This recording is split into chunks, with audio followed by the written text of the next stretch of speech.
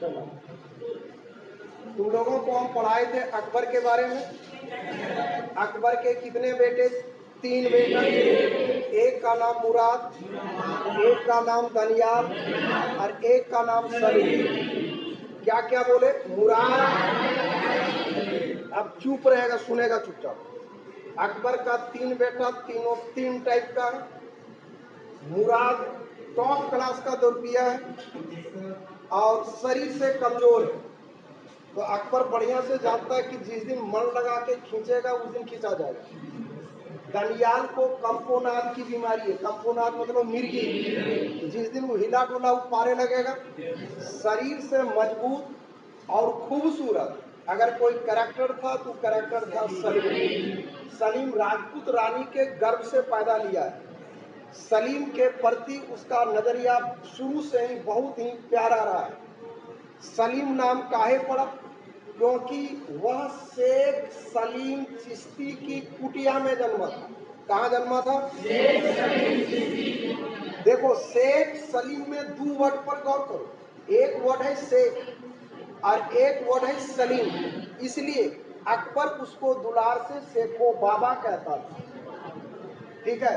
और कॉमन नाम रखा उसका सलीम। सवाल यह है कि जहांगीर कब कहलाया, तो चर्चा आगे करेंगे। हरिया गया।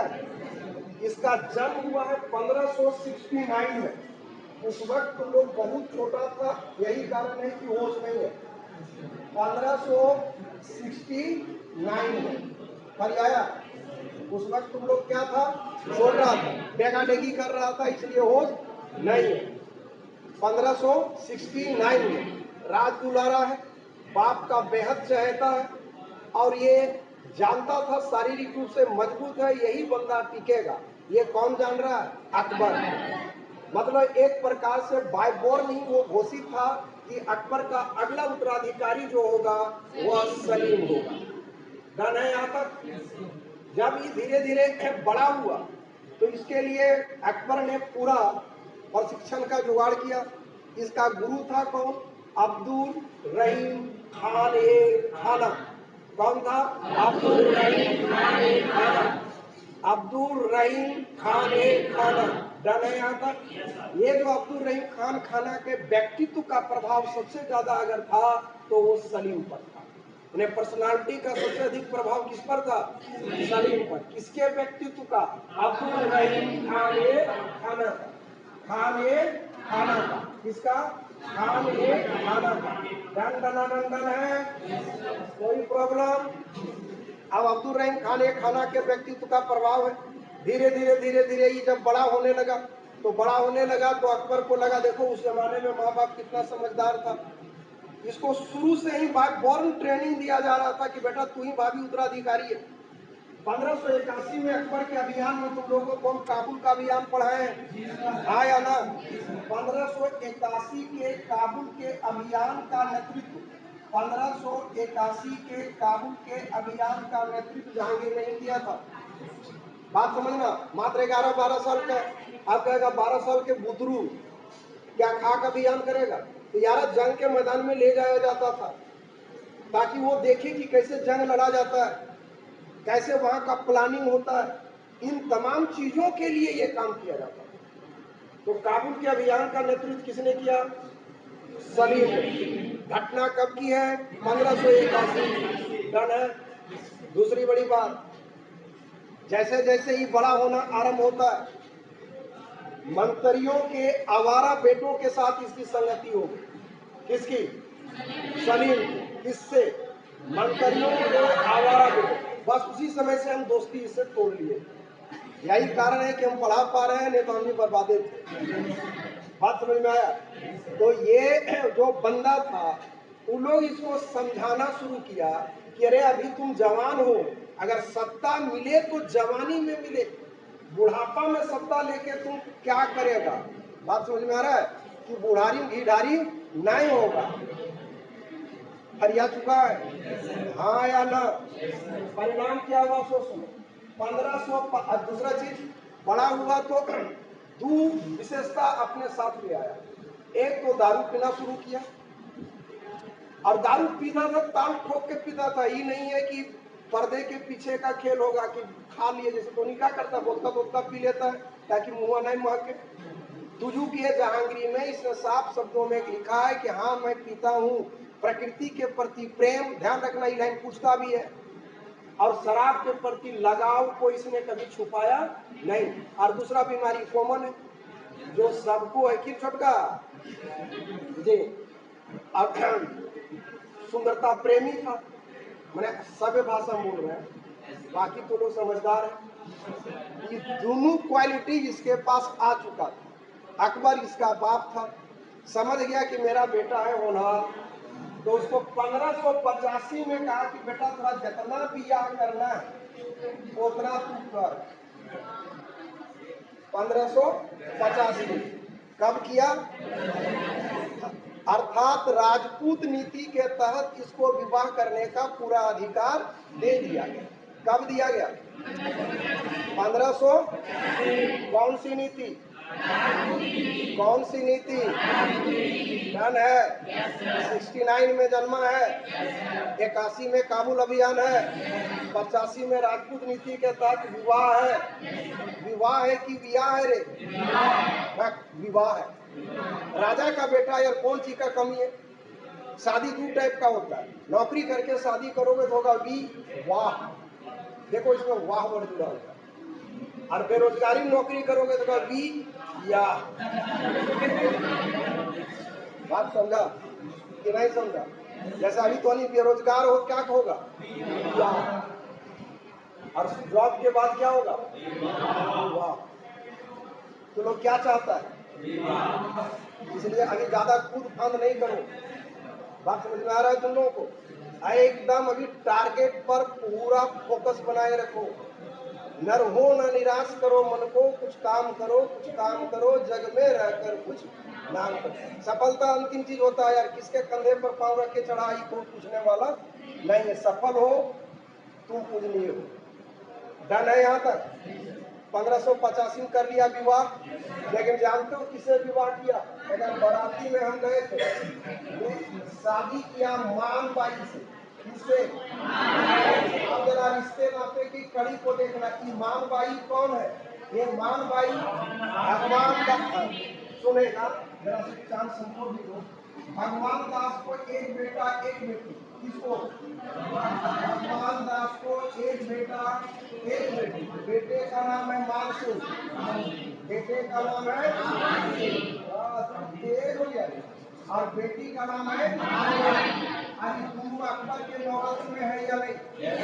वो दोनों अकबर के नौरत्न में है, भगवान दास की और मान सिंह। और एक भगवान दास की बेटी है कौन? और मान भाई अब बीवी बन गई किसकी? ये बीवी बन गई सलीम की। किसकी? सलीम। सलीम बोले तो आगे चल के जहांगीर। डर है। दोनों मियाँ बीवी में प्रेम ठीक है, प्रारंभिक दौर मस्ती से गुजर रहा है। साले का उम्र ही कितना हुआ था? 69 में जन्मा था, 16 साल। देखो गार्जियन कितना समझदार था। बात समझ में आ रहा है? अब तुम लोग दिल की ख्वाहिश है शादी की, लेकिन चाह के भी मुंह पर नहीं ला सकते क्योंकि कुछ कर नहीं रहे, लाचारी देखो। तो 1585 में हो गई शादी, और इसी मां बाई के गर्भ से एक बुतरू जन्मा जो इसका नाम है खुसरो। क्या नाम है? हाँ, कृपया भी खुसरो ना समझे, ये छुच्छे खुसरो है। खुसरो, हाँ खुसरो का जन्म हो गया। 69 में जन्म है किसका? सलीम का। 81 में काबुल का अभियान, 85 में शादी, 87 में बुतरू, बुतरू बोलेगी, 87 में बुतरू। बुतरू नाम खुसरो, बुतरू नाम डंडना डंडन है। अब इसके बाद राजा बेटा था यार, खाई पिए तकलीफ तो है नहीं। परिणाम यह हुआ कि धीरे धीरे, और बोले कि आवारा मंत्रियों के आवारा बेटों के साथ संगति बढ़ गई। सब समझाना शुरू किया कि यार तू राजा कब बनेगा। ये भी टेंशन में आ गया, सच्चे में सलाम राजा कब बनेंगे। हाँ, परिणाम यह हुआ कि धीरे धीरे बागी मूड में आना शुरू हो गया और अंततः 1599 ईस्वी में 1599 ईस्वी में इसने अपने पिता के खिलाफ बगावत कर दी। कब किया? कब किया? कब किया? कब किया? और बगावत किया, इलाहाबाद में आकर के अपना कैंप लगा लिया यार। हमरो कहा चल कह कि ना हम ना जी को बात समझा, हम छोड़ दिए। उसी से बाद हम पढ़ना शुरू किए। इलाहाबाद में ही कैंप लगा लिया। साथ में जो इसकी चहेती थी मानबाई को भी लेके आया था। बात समझा? नहीं बोला? हाँ। जब शादी हुई थी सलीम की तो जरा सोच लो, अकबर के नवरत्नों में भगवान दास का ही हो गया दामाद, मान सिंह का हो गया जीजा, राज अच्छा खुसरो 86 में, बीरबल 86 में मर चुका था, 89 में मर चुका था कौन? तुम्हारा टोडरमल। तो अभी जो नवरत्न है अब्दुल रहीम खान, ये खाना इसका गुरु है। अब ये समझा है ना?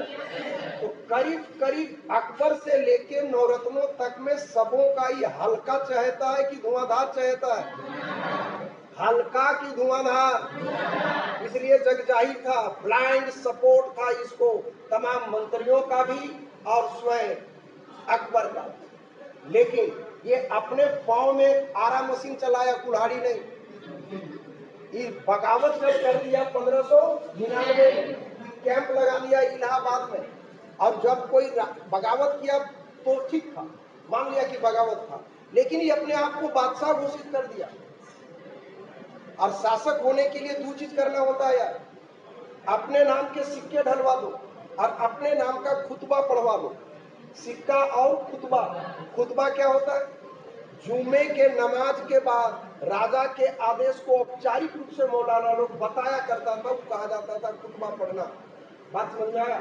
ये अपने नाम के सिक्के ढलवाया, अपने नाम का खुतबा पढ़वाया, अपने नाम का सिक्का ढलवाया, अपने नाम का खुतबा पढ़ाया। ये काम कौन किया? सलीम। तो बदला ये अपने बाप के खिलाफ खुल्लम खुल्ला बगावत था कि नहीं? जो हम बोले हैं कि सत्ता और प्यार में सब माफ है, इसको बोलता है क्या? प्यार और जंग में। लेकिन हर जगह माफी नहीं है यार। प्यार में धुना गया तो लगेगा कौन गलती किए थे। बात समझ में आ रहा है ना? और सत्ता कहीं हाथ से फिसल गया बगावत में, फिर लगेगा कि भारी बेवकूफी कर दिए हैं, क्योंकि जो था वो भी हाथ से निकल गया। वो हर कुछ निर्भर करता है सफलता पर। मैं बोलता है कि पांचों उंगली बराबर नहीं होता, साला खाते समय सब बराबर हो जाता है। तो ये सब जो डायलॉग है ना, ये डायलॉग परिस्थिति जन्य है। सत्ता प्राप्ति कहीं जैसे देख लो, अभी है एक पप्पू भारतीय राजनीति में है ना, हाँ, ये क्या उखाड़ लेगा? आज जहांगीर का गत देख लो। जहांगीर की ये नादानी बड़ी भारी पड़ने वाली है। जानते हो, ये जब बगावत किया, इसी बगावत को कुछ इतिहासकारों ने कहा कि अनारकली के चक्कर में किया। चला अनारकली के चक्कर में करता तो पहलकी लेके कहा जाता। बात समझ में आया? अनारकली से चक्कर था, इसे इनकार नहीं किया जा सकता। अकबर अनारकली का विरोध भी करता था, इससे इनकार नहीं किया जा सकता। लेकिन अकबर मूर्ख नहीं था। बड़का एक और बेटवा 10 रुपया, शरीर से कमजोर, मरना तय, एक को बीमारी ले दे करके जीवित रहने वाला कैरेक्टर के रूप में सलीमी है, तो उस बेटे को खोना नहीं चाहेगा। और एक अनारकली को लेकर के गाना सुना है कि प्यार किया तो यही सब रटो। परिणाम यह हुआ कि ये जो अनारकली को विरोध इसलिए था कि कुछ स्रोतों के मुताबिक अनारकली भी कभी अकबर से लटपटाई हुई थी। बात समझा? और अभी उसका अफेयर चल रहा है किससे? बात समझ में आ गया? मेरे बाप बेटा दोनों 2 in 1 लफड़ा इसमें था। लेकिन एक बात बतलाओ, हरम में एक महिला और बढ़ जाती क्या फर्क पड़ जाता है? अरे राजकोष पर तो कोई बोझ पड़ता नहीं, राजतंत्र का युग है। एक महिला और आ जाती, सत्ता और सिंहासन तो सुरक्षित रहता। इसलिए यह कहना कि जहांगीर ने अनारकली के लिए बगावत किया, ये इतिहासकार के ज्यादातर लोगों इसका समर्थन नहीं करते, क्योंकि मूवी बनानी थी, एक साइड लेके बना दिया। 1599 में ये बगावत किया, इलाहाबाद में बगावत किया, अपने नाम के सिक्के ढलवाया, अपने नाम का खुतबा पढ़वाया, सब किया, चलो सब सही है। आगे क्या होता है, अगला प्रकरण में कहानी यह आ जाता है कि यहाँ पर बंद कमरे में ये निर्णय लेता कि करना क्या है, और हर एक एक्टिविटीज की सूचना अकबर को मिल जाती। अब जहांगीर का टावरे काम करना बंद कर दे, बप्पा की हो लो के कहल को इतने आदमी हलियो जानल को कैसे लापड़ा बड़ी था, तो ले दे करके ओकरा शक एके पर आता क्योंकि मान बाई उसकी बीवी है ना, बोला अरे अच्छा, और मान बाई के बाप का नाम क्या है, भाई का नाम क्या है, ले दे करके जहांगीर को लगता कि मान बाई ही टोटल सूचना को लीक कर देती है, क्योंकि हिजड़ों के माध्यम से, नौकरों के माध्यम से कहीं न कहीं ये टोटल डायलॉग को बाहर निकाल दे रही है। जहांगीर पिता तो था, और जैसे जैसे उसको चढ़ता नशा ले दे करके लगता कि सब लीक कर रही है, कौन मान गए, एकदम तबले की तरह गड़गड़ा देता, धर के घूम देता।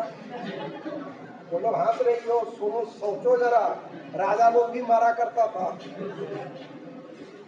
मैंने सब चीज दिमाग में रखना, मैंने हम नहीं कह रहे, मेरा कुछ भी कहना नहीं है, ये कौन कह रहा, इतिहास कह रहा।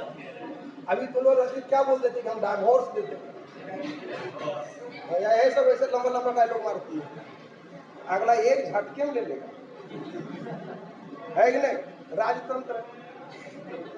तो मान भाई ध्यान रखना, ये यूपीपीसीएस का क्वेश्चन है कि कौन सी राजपूत रानी ने अत्यधिक अफीम खा के सेवन किया, कितना बंदा ही मार चुका था, इतना ही पिटा चुकी थी, जीवन जीने की इच्छा समाप्त हो गई, अंत में अत्यधिक अफीम का सेवन करके इसने आत्महत्या कर लिया। डन है। डेट तुम लोग देख लो, डेट में तुम्हारे पास कितना आ गया है, डेट आ गया है कौन कौन, 1569 जन्म है, हाँ या ना, 81 में काबुल का अभियान है, 85 में शादी है, 87 में बुद्धू है, बुद्धू का जन्म है, 99 में बगावत है। यहाँ तक सिंह समझ में आ गया, इलाहाबाद में ही है। यारा तुम लोगों को एक बात बोले होंगे जिसमें बहुत दम है कि जब अपने अपनों को पीटते हैं ना तो दर्द बड़ी गहरा होता है और आवाज भी बड़ी तेज होता है। स्वर्णकार को सोना पीटते देखना, लोहे के हथौड़ी से मारता, आवाज ज्यादा नहीं होता, लेकिन जब लोहा लोहे को पीटता है बड़ी जोर आवाज होता है। ठीक है, हाँ या ना, वही बोल रहे हैं कि अपना अपनों को पीटता है, दर्द बड़ी तेज होता है।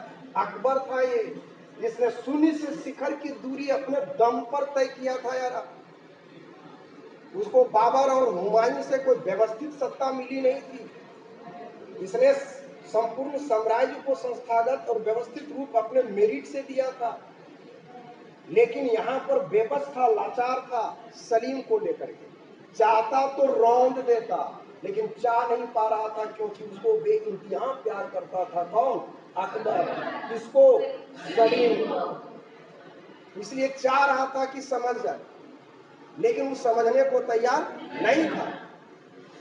तो लगा कि किसको भेजा जाए जिसकी बात कोई टाल न सके, तब इसने 1602 ईस्वी में अब इसको भेजता है अबुल फजल। किसको भेजा, कब भेजा, किसको किसको किसको, अबुल फजल को भेजा गया, 1602 में भेजा गया और कहा गया कि समझाओ। और जहांगीर जानता था इस चीज को बढ़िया से कि आएगा तो समझा देगा और समझाएगा ऐसा कि हमको समझना पड़ेगा, लेकिन ये भी कसम खा के बैठा था कि माँ कसम हमको समझना नहीं है। बात समझ में आ रहा है। इसने वीर सिंह बुंदेला, क्या नाम बोले, वीर सिंह बुंदेला, किससे कहो, वीर सिंह बुंदेला, से कहो, वीर सिंह बुंदेला, क्या से कहो, वीर सिंह बुंदेला, से कहो, वीर सिंह बुंदेला, चुप रहो। वीर सिंह बुंदेला के माध्यम से अबुल फजल की हत्या करा दिया। किसकी हत्या, अबुल फजल की हत्या करवा दिया। अबुल फजल मारा गया। अबुल फजल की हत्या ने अकबर को अंदर से हिला कर रख दिया। यार अबुल फजल कोई साधारण कैरेक्टर नहीं था, ये व्यक्तित्व का धनी एक ऐसा अनोखा इंसान था जो अकबर का सचिव भी था, अकबर का मुख्य सलाहकार भी था और दीन इलाही का मुख्य पुरोहित भी था। साम्राज्य में धर्मनिरपेक्षता को लाने में इसका बहुत बड़ा योगदान था। इसको मुस्लिम लोग मुस्लिम मानता ही नहीं था, इसको नास्तिक कहा करता था। कारण यह था कि इतना धर्मनिरपेक्ष को मुसलमान कैसे हो सकता है, ये मुसलमानों के लिए प्रश्नवाचक चीज। ये मैं नहीं कह रहा हूँ, इतिहास कहता है, ये ऑब्जेक्टिव पूछता भी है। तो अबुल फजल की हत्या ने अंदर से हिला कर रख दिया था किसको? अब बतला, अब जरा फ्लैशबैक में आओ, तब समझ में आएगा। बदलाव, मामबाई मर चुकी है अपनी उठा के, किसके कारण? सलीम के कारण। किसके कारण? ध्यान है, इसका बाप कौन है? मतलब कोई भी बाप अपनी बेटी के हत्यारे को एक्सेप्ट करेगा क्या? आपको भी खुल्लम खुला विरोध में आएगा कि नहीं? इसका भाई कौन है? दोनों नौरत्न का ताकतवर स्तंभ है या नहीं? अबुल फजल के बड़े भाई का नाम फैजी है कि नहीं? बड़े भाई का नाम। अब जिसने अपने भाई को खोया वो कभी सलीम को सपोर्ट करेगा क्या? यहाँ लग गया ग्रहण, यहाँ लग गया ग्रहण। ग्रहण किस बात का? कि सारे लोग एंटी हो गए किसके? सलीम के। सारे लोग एंटी हो गए किसके? सलीम के। अब अकबर के ऊपर दबाव चरम पर। अकबर को समझाया जा रहा है कि आपके जीते जी, आपके रहते, आपका ही बेटा आपको ही पूरी चुनौती दे रहा है। इस व्यक्ति के हाथों में सत्ता और साम्राज्य की कड़ियां कभी सुरक्षित नहीं रह सकती। आप सोचिए कि कौन उत्तराधिकारी बने। तो सोचना क्या था, जवाब लोगों के पास तैयार था, क्योंकि तुमको हम अभी बतलाए हैं कि 1587 ईस्वी में एक बेटे का जन्म हुआ था जिसका नाम था खुसरो। आप जरा सोच के देखो, 1604 तक, 1602 तक ये बंदा किस साल का हो चुका होगा? 87 हो चुका है ना। वही समझाया जाना आरंभ होता है अकबर को कि जब आपको सत्ता मिली थी तो 14 साल के थे आप, और आपके पास एक कैरेक्टर बैरम खां था जिसने आपकी सत्ता और आपके साम्राज्य की तमाम चीजों को व्यवस्थित रखा था। और अभी खुसरो के पास तो दुनिया में बैरम खां है, भगवान दास, मान सिंह, फैजी, बात समझ में आ रहा है? शासन सत्ता के स्तंभ लोग जो शासन के कार्य, आप इसको तानसेन वगैरह तो गवैया है यार, बात समझ में आ रहा है? जो एडमिनिस्ट्रेशन को कंट्रोल करने वाले लोग हैं सब तो आपके पास है, सब तो आपके साथ है। आप केवल खुसरो को उत्तराधिकारी घोषित कर दीजिए। यारा मूलधन और सूद में सूद प्यारा होता है, लेकिन सूद और मूलधन में कोई एक चीज छोड़ रहा हो तो सूद छोड़ता है, मूलधन नहीं छोड़ता है। अकबर के लिए खुसरो सूद था, उसका मेन मूलधन तो सलीम था। लेकिन अंदर से हिला हुआ है अकबर को, उसका भी दिमाग काम करना बंद कर चुका है। अगर वो भी मैं कह दूं कि अकबर अगर अपनी क्षमता पर आ जाता तो सलीम को मिट्टी में पलित कर देता, मिला देता। जो व्यक्ति इतने विशाल साम्राज्य की स्थापना करने का क्षमता रखता हो, साम्राज्य को इतना विस्तृत स्वरूप प्रदान करता हूँ, एक बंदे के बगावत को कंट्रोल करने की बात करते सत्यानाश करके रख देता। लेकिन वही बोले कि जब अपने अपनों को पीटते हैं दर्द बड़ा गहरा होता है। लाचार था क्योंकि वो उसका बेटा था। तब लगा कि क्या किया जाए, अकबर दबाव में है, लेकिन कहा कि अंतिम ट्राई हम करते हैं। तो 1604 में अकबर ने अपनी मां को भेजा। किसको भेजा?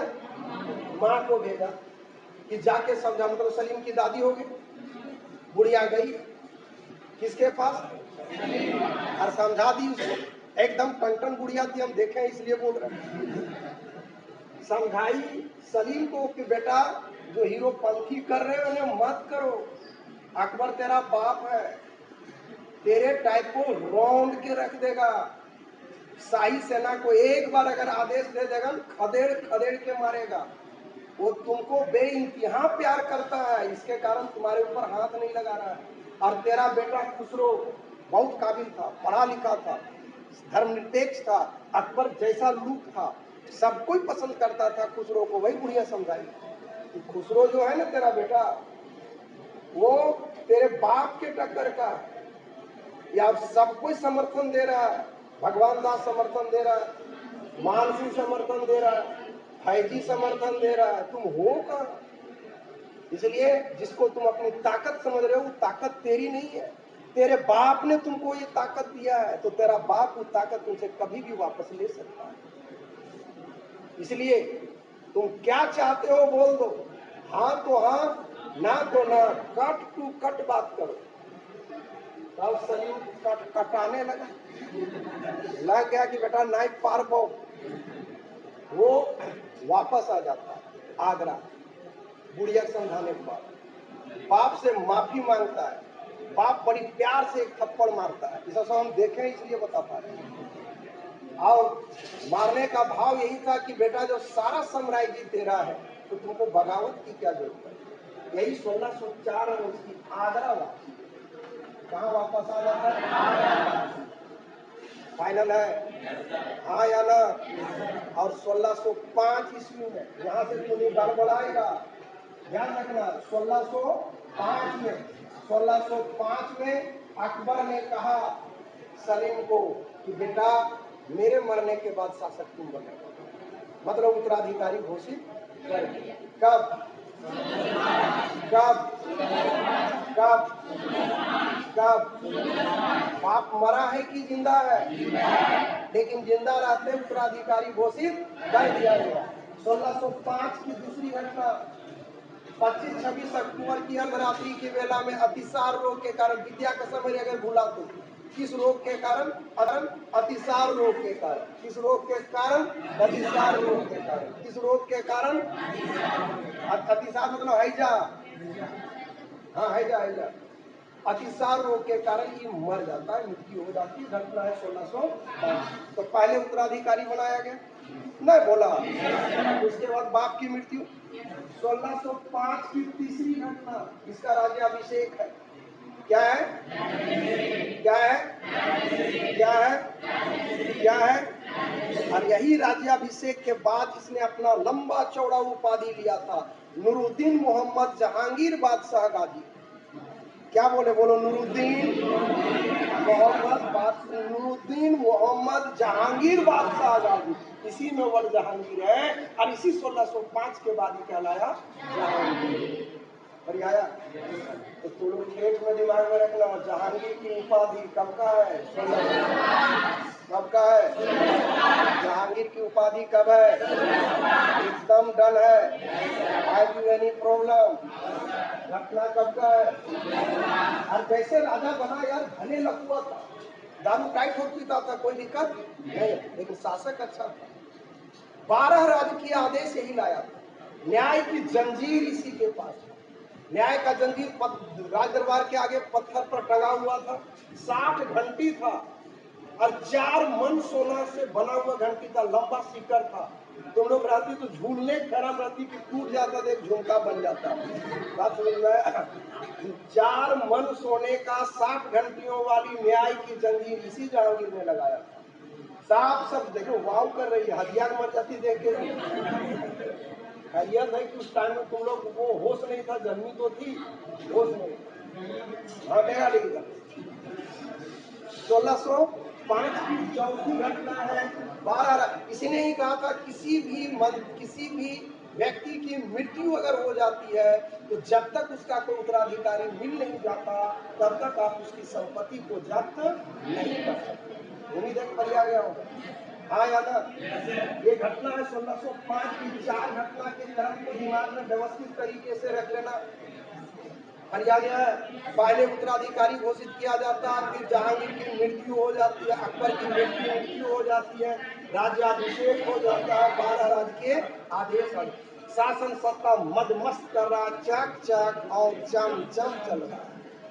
लेकिन जहांगीर अपने बेटे को अपना बेटा कम, अपना प्रतिद्वंदी ज्यादा समझता है। जहांगीर अपने बेटे को बेटा कम, प्रतिद्वंदी ज्यादा समझता है। जहांगीर को लग रहा है खुसरो के प्रति, जहांगीर को लग रहा है खुसरो के प्रति कि कहीं भगवान दास, मान सिंह, फैजी, मिर्जा अजीज कोका भाई सब कैरेक्टर अगर इसको सपोर्ट कर दे, षड्यंत्र कर दे, तो खुसरो कहीं शासक नहीं बनता। बड़ा जघन्य हत्याकांड का अंजाम देता है कुछ लोग के साथ, या क्रूरता की सारी सीमाओं को लांघ जाता है जानवी। लेकिन इसकी चर्चा हम करेंगे नेक्स्ट एपिसोड में। तो लोग जितना देख रहे हो और सुन रहे हो, अच्छा लगेगा तो लाइक जरूर कर देना, नहीं तो डिसलाइक करना नहीं भूलना। लाइक या डिसलाइक में एक काम जरूर करना, कोरिया टाइप पे नहीं करना। अगर अच्छा लग जाए किसी को भेजना हो, कौन सी बोलता है शेयर करना, ये सब जरूर करना। अब जो क्रम है हम रेगुलर वीडियो देने की कोशिश करेंगे, लेकिन ये भी निर्भर करता है जो इस काम को ऑपरेट कर रहा है, अगर वो लफुआ नहीं निकला तो ठीक है। विशेष सब्सक्राइब करना नहीं करना तेरी इच्छा पर, तेरी जरूरत पर। बोलते हैं जय हिंद।